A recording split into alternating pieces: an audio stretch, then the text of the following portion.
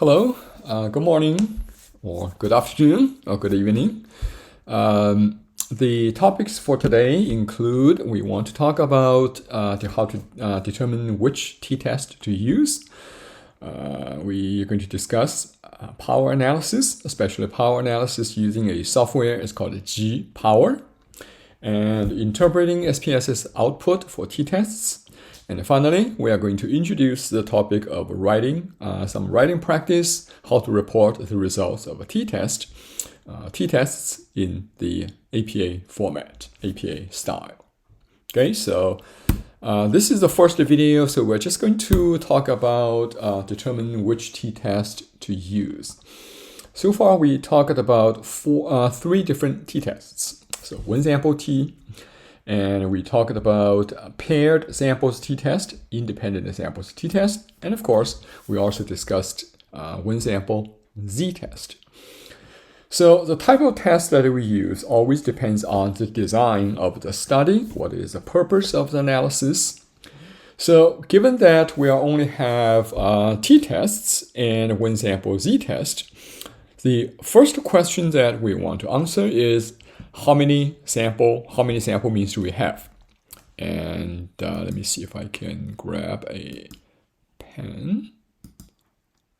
Okay, good. So the first question is that we ask is how many sample means do we have? If there's only one sample mean, and then the next question is, do we have the population standard deviation, sigma? And if we have population standard deviation sigma, then we can use a one sample z-test.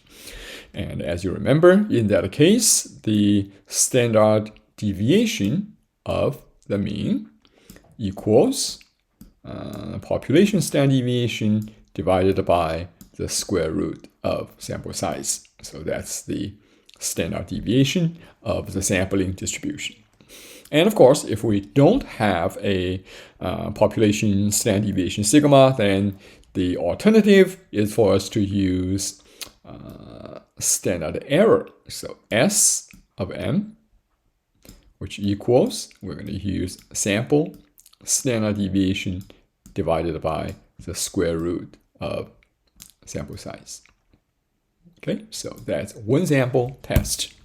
And one sample test, we compare a sample mean, m, with a population mean under the null hypothesis mu equals mu 0. So that's one sample test, either t or z, depending on whether we have the population standard deviation or not.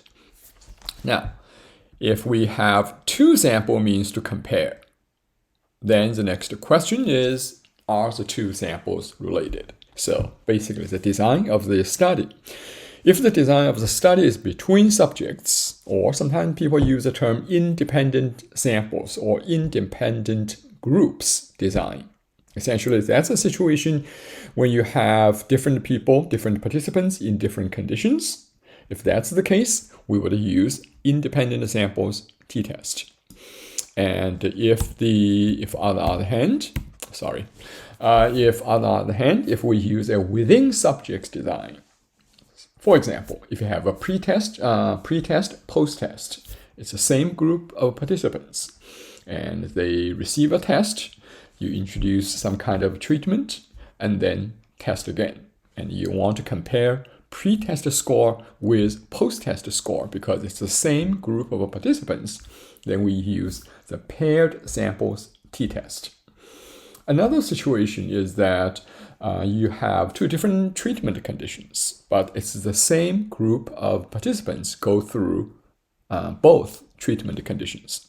Okay, so either treatment 1 first, then treatment 2, or treatment 2 first, then treatment 1, and then you want to compare the two treatment means. Because it's the same group of participants, we have to use the paired samples t-test. Another situation we would use paired sample t-test is that we literally have a pair of participants. So we have different participants in different conditions, but the participants in different conditions, they are paired based on a certain variable. Okay, so we literally have a pair of participants, and then we randomly assign one of each pair to one of the two conditions. So if that's the design of the study, paired matched samples design, we would also use the paired samples t-test. Okay, so just to summarize, which t-test to use, depending on how many sample means do we have, and also if we have two sample means, then we have to ask whether the design of the study is between subjects or within subjects. Okay, so this is the end of this first video.